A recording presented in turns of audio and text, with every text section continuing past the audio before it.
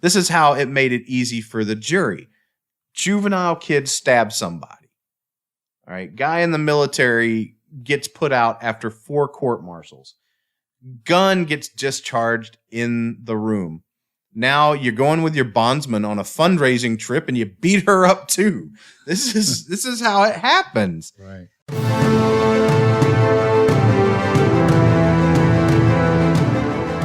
There's an epidemic in America's criminal justice system. The prosecution and conviction of innocent people for crimes they did not commit. Welcome to the American Justice Podcast. Your hosts, Scott Pogensey and C. Derick Miller, come together to bring you the inside scoop on all of the wrongful conviction stories, both new and old. It's not only about the innocent who have been in prison, but also the victims of crimes as well. No one deserves justice more than them. And now, here are your hosts, Scott Pogensey and C. Derick Miller. Hey, everybody. Welcome back to another episode of the American Justice Podcast. Where we talk shit. And we talk crime, but we don't talk shitty crime. That's right. That's today. Well, today we're going to be talking about a real shitty crime that happened, but it wasn't the guy that they convicted of it. How's your week going, C. Derick? Man, I just received a rejection letter from a publisher. That is something I haven't had in almost 6 years. Aww. So, it is what it is. And they were a small press. So, it really doesn't hurt me all that much, I guess, when it comes down to it. And modern technology and the existence of Amazon, KDP, Ingram, things like that. I guess a rejection letter means, oh, you mean that you're not going to put my story in your book where you're going to take half of my royalties to do exactly what I can do myself? Right. Okay, sure. Well, you give me their name and address, and I will track them down. Yeah, it is what it is, man. It's all part of this writer's game. Right. You want to talk about mental health and danger. Every one of us damn writers, we're all messed up in the head at some point. So, for your own safety, I don't know why you would want to give one of us a rejection letter, especially in the age of information where we can just look you up. I would just accept everything that was sent to me. I jest, of course, but just even somebody who's been in this game as long as I have. I've been writing professionally now for 15 years, and yes, even after you've been in the game this long, you will still get rejected from time to time. I was going to say, I would think that the newer writers would have to get used to that, because I would think pretty much most of what they send out would probably get rejected. Yeah, in the beginning it was tough. In the beginning it was real tough. I remember getting them a lot, but over time you find your niche.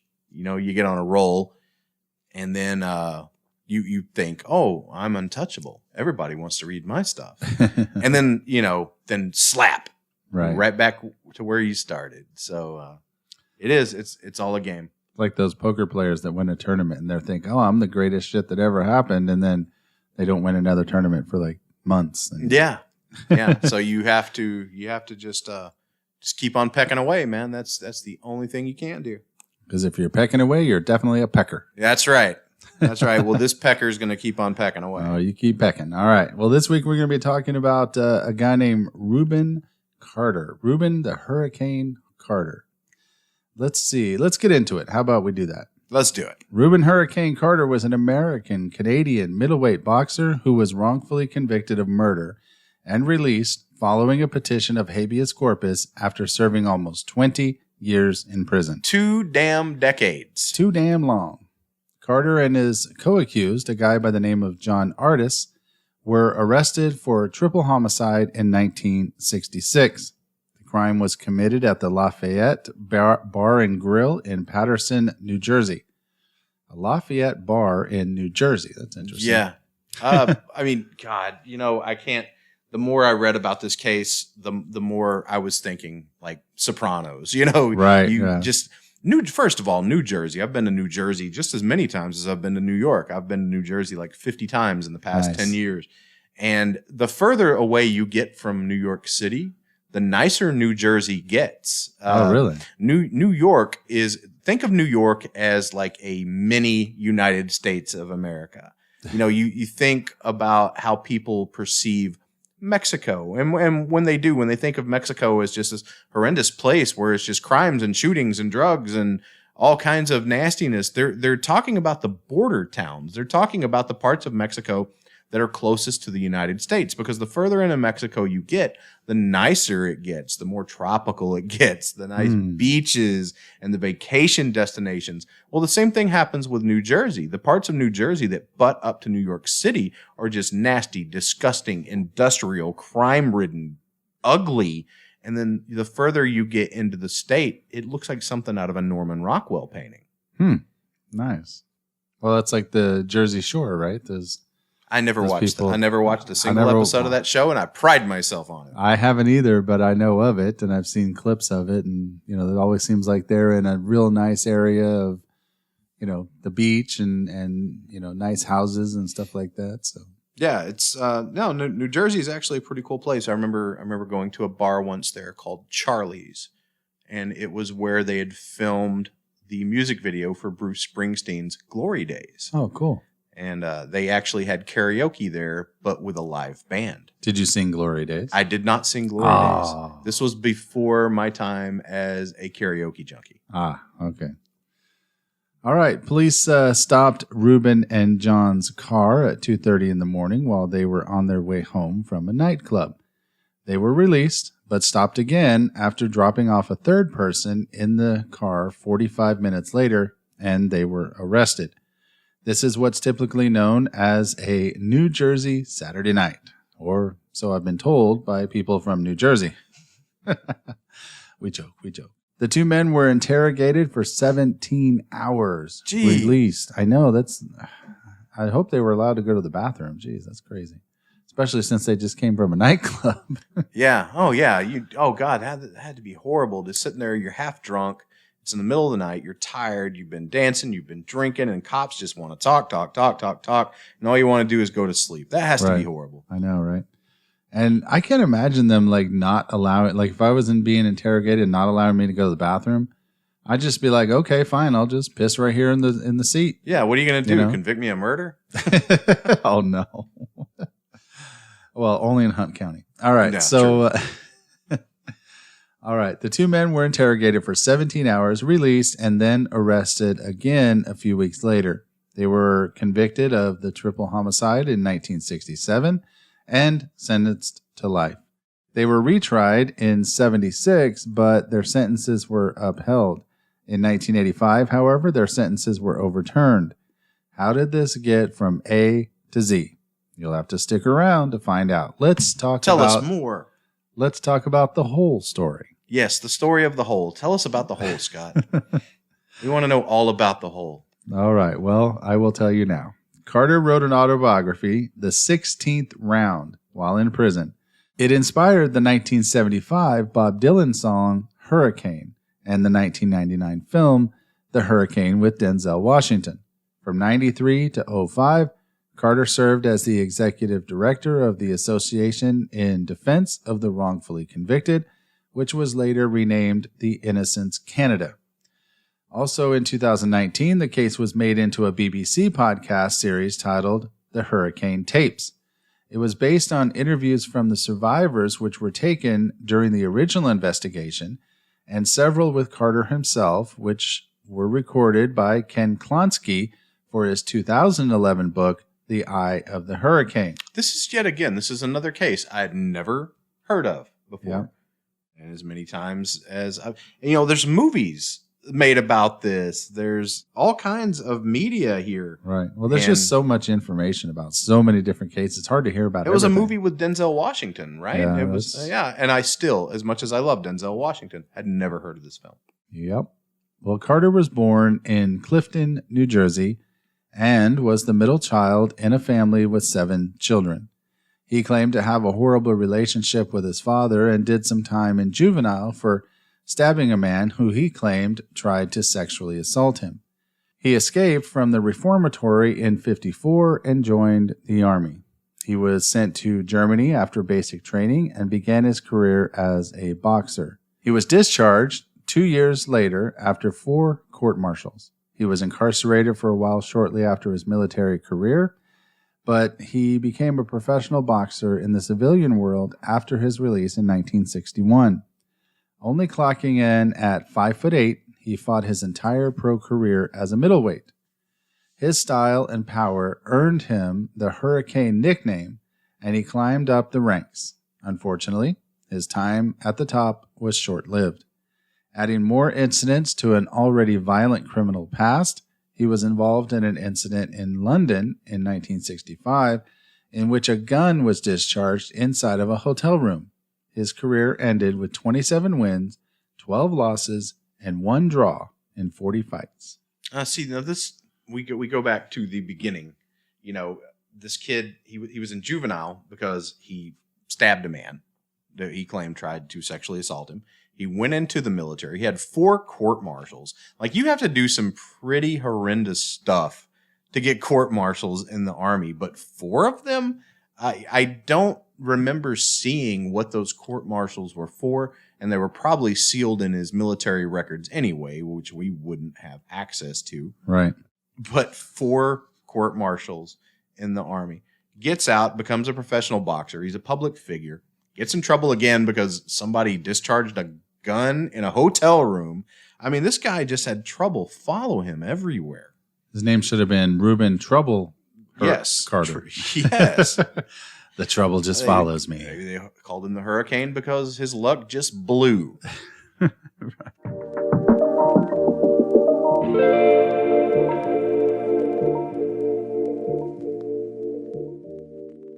Your Stories on Video is the perfect service to preserve all of your memories for generations to come.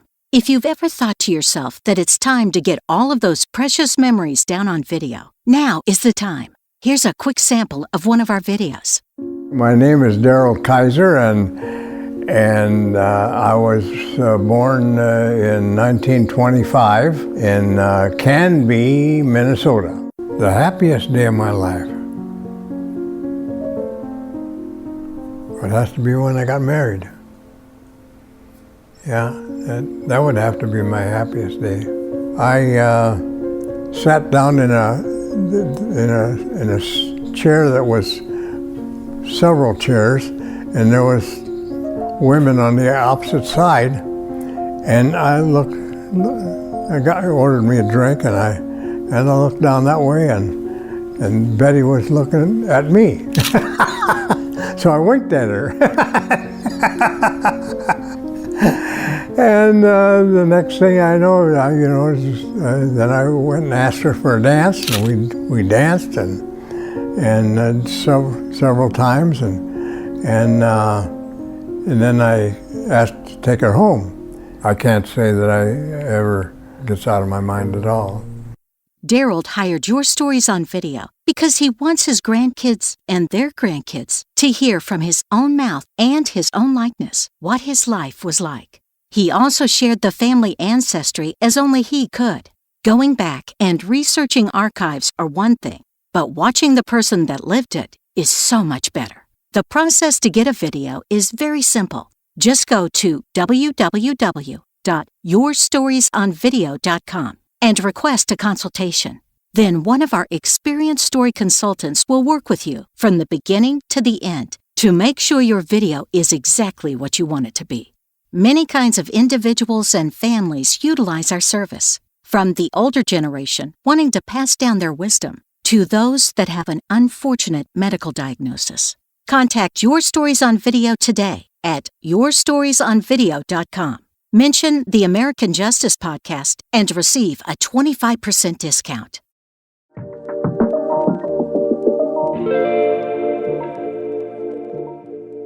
Then came the now infamous incident of June 17, 1966, when 2 men entered the Lafayette Bar and Grill in Paterson, New Jersey, and began shooting up the place. A bartender by the name of James Oliver and a customer named Fred Nyox were killed instantly. Another patron, a lady by the name of Hazel Tanis, died 1 month later in the hospital from a gunshot wound. An additional victim named Willie Marins survived even though he was shot in the eye. During questioning, he told the police the shooters were black men, but never ID'd Carter or Artis. Well, he only had a 50% chance of getting that right since he was shot in the eye. He only saw one of them. he only saw half the story. 10 minutes later, after the murders occurred, police stopped Carter and Artis in a rental car.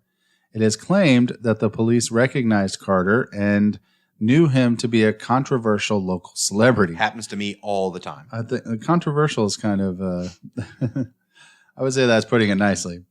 The police let him go, but a couple of patrons from the bar described Carter's rental car as the getaway vehicle. Their names, being of stereotypical Jersey type, were Patricia Patty Valentine and Al Bello. Yeah, you got to say them right. That's Patricia Patty Valentine and Al Bello there. It's almost as though these people came from a Sopranos name generator.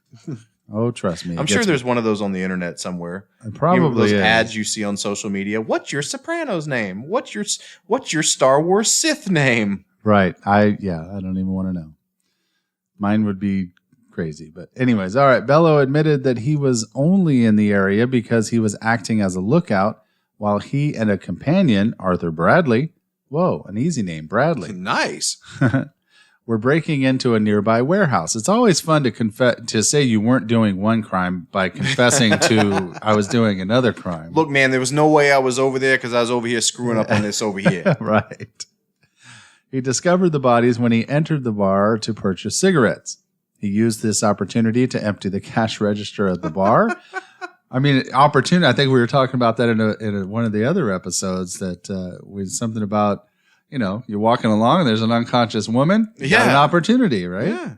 Yeah. So he used this opportunity to empty the cash register at the bar, but ran into police as he ran out the front door. Man, talk about bad luck.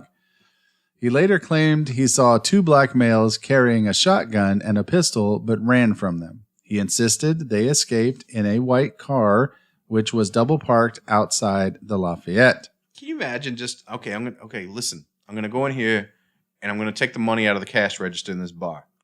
And you go in there and you just look and you're like, well, I'll be a son of a bitch. Dead bodies. I was just planning on getting the money out of the register. My luck. When it rains, it frickin' pours. Well, Valentine, who lived above the bar, heard the shots and also claimed seeing two black men leave the bar in a white car. She told the police it had geometric design with a butterfly-type design on the back. A third witness, Ronald Ruggiero, said that he noticed the white car speeding away from the scene with two black men in the front seat. I'm convinced that only the most boring among us drive white vehicles. Right. That's right. When Carter and Artis were stopped a second time at 3 a.m., they were ordered to follow them to the police station. They were arrested immediately. Who does that? You should pull them over and say, hey, you follow me to the police station. I'm about to arrest you. I've got a good one for you here, Scott. Go ahead. I don't think I've ever talked about this, but I was arrested when I was in the Army for something. I won't go into details, but I was arrested for something when I was in the Army. For being a hella awesome writer? I wasn't a writer at that point. Oh, okay. It wasn't until after the Army messed up my head where I started writing terrible, terrible stories about horrific, bloody things. Right. Anyway, I was arrested, and rather than put me in the back seat of the police vehicle, which I take as standard procedure, at least it was during my time in law enforcement. You always put the people in the back. You didn't let them right up front. Right. See, what I got arrested for couldn't be that bad, or I never would have went to work for the Hunt County Sheriff's Department. Right. Anyway, these fine people don't need to know. But anyway, they let me ride in the front seat of the vehicle to the police station to fill out the paperwork. Mm-hmm. They didn't bother to handcuff me. Nothing. Wow. So it's a 10-minute ride from my house to the police department. I was in the front seat. I wasn't restrained in any way. And when we got to the police office and we're getting out of the vehicle, the cop's like, oh, you don't have any weapons on you or anything, do you? Nice. And I promptly replied with, well, I'd be screwed if you did, so. That's crazy. Yeah. So it happens. Yeah. You fellas, hey, you guys follow me to the police station. We'll work all this out. Right. And then as soon as they get out of the car, put your hands up on the car. Big city, New Jersey, with lots of places to hide. Hey, you guys do do me a favor and just follow me to the police station. Right. I think if you're guilty of anything, you're not going to follow them to the damn police station. That's true. The victims were shot by a .32 caliber pistol and a 12-gauge shotgun, but those weapons have never been found. There was absolutely no forensic evidence linking Carter or Artis to any of the murders since typical gun residue tests were skipped. De Simone, the leader of the detectives in this case, claimed that there was no time to bring in an expert to conduct those tests. They were, however, given a lie detector test, but there are conflicting reports as to whether or not they passed. After 7 hours of interrogation, the two were released. 17. That's right, 17 hours. They appeared of their own free will in front of a grand jury who stated that there was no case to answer. This is all seems very cut and dry right now. They're like, Yeah. Did you do it? Nah, No. Bello, the rat fink he was, later changed his story when the police found out why he was in the area and that he stole from the register. He positively identified Artis to take some of the heat off of his own wrongdoings. Also, Bradley claimed that Carter was the second attacker. They were both arrested and indicted. Later down the road, Bello would claim to be offered a reward of $10,000 to identify the killers, but was never paid. In the podcast business, we call that bullshit. Absolutely, 100%. I mean, I don't believe a single thing that this guy says. I mean, the only reason he was involved in this from the beginning was because he was out committing other crimes. Like, why in the world his testimony meant so much is beyond me. Right, exactly. The rental car was impounded, and 5 days after the initial release, a detective claimed he searched the car again and found 2 unfired rounds of .32 caliber and 12-gauge ammunition. Neither of the rounds matched those taken from the victims, but when you have your suspects in custody, you can always just build your case around that. For reference, see American Justice Podcast, Seasons 1 and 2. Yep, it's, again, par for the course. Right. If we had to have a motto, par for the course. Par for the course. During the trial, the defense focused on the witness inconsistencies. They were also able to produce witnesses who claimed Carter and Artis were still at a nightclub when the shooting occurred. The all-white jury convicted them both of first-degree murder, but gave recommendations of mercy to exclude the death penalty. In 1974, witnesses Bello and Bradley withdrew their identification of Carter and Artis as the suspects, and a motion was made for a retrial. This is almost 50 years ago, though, and you're talking suburb New Jersey, you're talking an all-white jury, and this boxer who has well known, like people. I'm sure everyone on that jury panel knew exactly who he was, right? And he's got a criminal history as a juvenile, as a service member, and the guy just can't stay out of trouble. He can't stay out of the news. So I think that has a lot to do with why this was just so cut and dry. Yeah. Well, despite the ruling, advertising executive George Lois began a campaign to increase public support for the retrial. Even Muhammad Ali lent his support as well. This was when Bob Dylan co-wrote and performed the song Hurricane, declaring Carter's innocence. Yeah, and this was in the years Muhammad Ali could still formulate a complete sentence. Right. Before all the brain damage had caught up to him, and he's like slobbering all over himself during public appearances. Didn't he get ALS or something? I think so. Yeah. I wonder if that was caused by the constant beating. I believe it had to be. I don't know if there's any. Because I know people that have ALS. I mean, obviously, there's a lot of people at ALS that were not boxers. So we'll have to look into that. During the recantation hearings, the defense argued that Bello and Bradley lied during the original trial, telling jurors they made certain narrow, limited deals with the prosecutors in exchange for their testimony. A detective taped Bello's interrogation, and when played during the hearing, The defense argued the recording revealed promises beyond what Bello had testified to. That being the case, no pun intended, prosecutors now had a Brady obligation to disclose the additional exculpatory evidence or a duty to disclose the facts that their witnesses had lied under oath. God, there's so much of that, though. There's just these witnesses. You know, I can't wait until one day when all of the truth comes out about some of these cases, especially one that you and I both are personally involved in, to see how much lying was done under oath during those cases. I don't want to call any names. I don't have to, because I've called this name in just about every episode of every podcast we've ever done. Right. You know who you are. Call me, girl.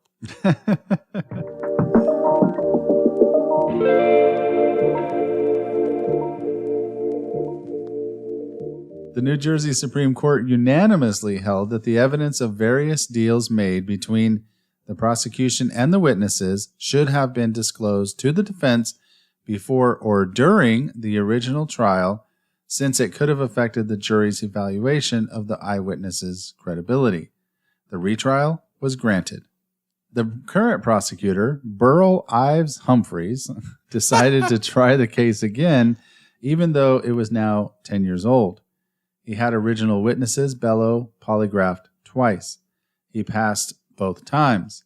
I guess there's only so many times that you can lie to yourself before it becomes your own truth. That's a very honest statement right there. I mean, you tell yourself the same lies for a decade, it becomes your truth, and you can pass a polygraph. Right. That's one of the arguments against polygraphs, is that if the people are guilty and they're psychotic, that they really truly begin to internalize and believe their own BS. So Bello repeated his original testimony, identifying Carter and Artis as the killers. The defense countered this with testimonies from multiple witnesses who identified Carter at the locations he claimed to be at when the incident occurred.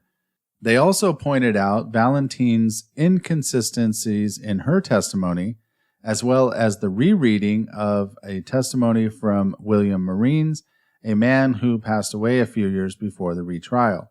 His identification of the gunman was drastically different from the defendant's appearance. That's just really convenient. You know, isn't that how it always works out? Like, oh yeah, we've got this witness who says that it was completely two other guys. But he's dead. Right, exactly. Sorry, boys. You're on your own. Sorry, boys. That was New Jersey. That was my New Jersey. Yeah, sorry boys. There was even testimony from one of Carter's associates who stated Passaic County had tried to pressure her into testifying against him. They denied it, of course. After 9 hours of deliberation, a jury found the men guilty again. In 1981, Artis was paroled, but Carter continued to appeal. The Supreme Court affirmed his convictions in 1982, even though they felt that the New Jersey prosecutors should have been more honest. Most of them concluded that the prosecution had not withheld information the Brady disclosure law required them to provide to the defense team. A bail bondsman named Carolyn Kelly helped raise funds for Carter's second trial, and he was released on bail in March of '76. A month later, while traveling together on a fundraising trip, she claimed Carter beat her severely. It made the front page of the Philadelphia Daily News, and most of Carter's celebrity support bailed as well. Also, Carter's wife, May Thelma Baskett, divorced him when she found out he'd been unfaithful to her. God, see, now this, here we go again. You know, this is why it was so easy to convict him the first time. I mean, it didn't help that he was arrested on a bunch of false pretenses, but this is how it made it easy for the jury. Juvenile kid stabs somebody. All right, guy in the military gets put out after 4 court-martials. Gun gets discharged in the room. Now you're going with your bondsman on a fundraising trip and you beat her up too. This is how it happens. Right. Like, you know, my grandfather used to say, or actually all old men used to say, I'm sure there was some in your life that used to say this is too. If you don't want fleas, don't lay down with dogs. That's right. Birds of a feather, all that stuff. Yeah. Yep. Well, in 1985, Carter's attorneys filed a petition for a writ of habeas corpus in federal court. The writ was approved, noting that the prosecution was, quote, predicated upon an appeal to racism rather than reason and concealment rather than disclosure. The convictions were set aside and Carter was freed without bail. He was now 48 years old. The pissed-off prosecutors appealed to both the Third Circuit Court of Appeals and the United States Supreme Court, but both refused to hear the case. Rather than try them a third time, the prosecutors gave up and filed a motion to dismiss the original indictments. And this is kind of weird to me because he was when he was finally released, he's my age that I am now. I just turned 48 a few months ago. And I'm thinking about the last 20 years of my life, everything that's occurred to me, everywhere that I've been, everyone that I've been with, everyone I've associated with. And just imagine like that 20 years of my life didn't even happen. Like it's just completely erased. And the guy's like for 20 entire years tucked away in four walls. Yeah. And it's insane. Although, back to the dogs and the fleas. Right. Yep, that's true. Well, it's just not legally feasible to, the prosecutor said basically in a statement, it is just not legally feasible to sustain a prosecution and not practical after almost 22 years to be trying anyone. That's the New Jersey Attorney General W. Carey Edwards. And thank you for having a normal name, sir. Right, I don't know yes. how important it is to us. It is very important. Thank you, sir. Carter moved to Toronto, where he became a Canadian citizen and became executive director of the Association in Defense of the Wrongfully Convicted. He remarried to a woman named Lisa Peters, but separated soon after. I wonder if she's related to Fonda. Fonda Peters? Uh-huh. Carter was once again arrested in 1996. Oh, my God. When police mistakenly identified him as a 30-year-old suspect who was wanted for selling drugs to an undercover officer. Carter was actually 59 years old, double the age of the suspect. Maybe he just looked really good for his age. I mean, some do. You have no idea that Brad Pitt's almost 60. No, it's really hard to tell. Yep. He was soon set free when the police realized they'd made a mistake. He continued to live his life as a motivational speaker and received 2 honorary doctorates of law from both York and Griffith universities. He was well known for supporting the Innocence Project. Finally, Carter revealed to the world that he had terminal prostate cancer in 2012. Artis moved in with Carter to help take care of him until his death on April 20th, 2014. Now that's like super sweet of that dude. Yeah, that was like, nice. Your fame got me in all this trouble. But here, I'm gonna help take you all the way to the end, buddy. Well, but they were also friends to begin with, so it's not like they were not friends, because they were in the same car and stuff when they were arrested. Yeah, but do you think that maybe if Carter wasn't a well-known boxer who already had a little bit of a criminal history, that maybe it wouldn't have been like a slam dunk conviction for that jury? Yeah. Well, see, Derick, do we have final thoughts on this episode? My final thoughts on this episode, once again, just like my papa used to say, is if you don't want the fleas, don't lay down with the dogs. Right. I knew absolutely nothing about this case, as with pretty much all of our cases. I know nothing about any of these cases, Scott. I knew Brandon's case from season 1 because I was directly involved with that. But I've never been much of a true crime junkie until recently. And look at you now. Yeah, I know. And all of these cases are very, very new to me. So I'd never heard of Hurricane Harbor. I almost said Hurricane Harbor. There's a water park here in Dallas called Hurricane Harbor. I think it's still called Hurricane Harbor. I'm not sure. Six Flags changes names like underwear. Right. And I haven't driven through Arlington in forever, so I have no idea. Yeah, no, you get caught up in a Cowboys game there, and who wants to do that? Right. But I never knew. I never knew about Hurricane Carter, nor had I seen the movie with Denzel Washington. It wasn't necessarily my cup of tea, not the kind of movie I was into. If it didn't have ships blowing up in space or people being cut to bits with chainsaws, then wasn't necessarily my cup of tea. Wasn't on your playlist? No, it was not on my playlist. So I might have to go back and check that out now because I am a fan of Denzel. So. Well, as we have, I think my final thoughts would be, as we've discussed throughout the episode, that sometimes your past can come back to haunt you, and if you don't want to be caught up in stuff, don't do stuff.